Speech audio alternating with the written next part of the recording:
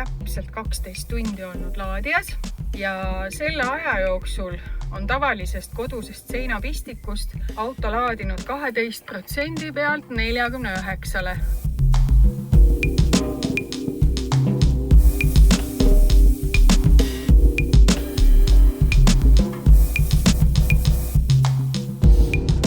Me oleme linnasõitu teinud Kia e-Niroga ja üks tähelepanek, mis mul on ka varasemalt elektriautodega olnud, et bussirajad algavad ei kuskilt ja lõppevad ei kuskilgi.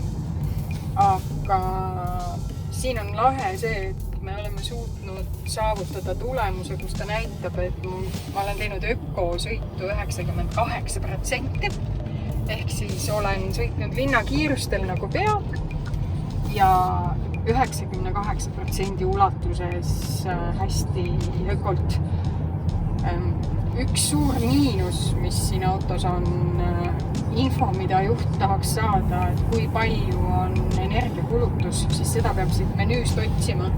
Ja kokkuvõttes see reaalaja energiakulutust ei saagi, vaid selleks on siin see menüü, kus siis päeva keskmise või päeva lõpptulemuse see kuvab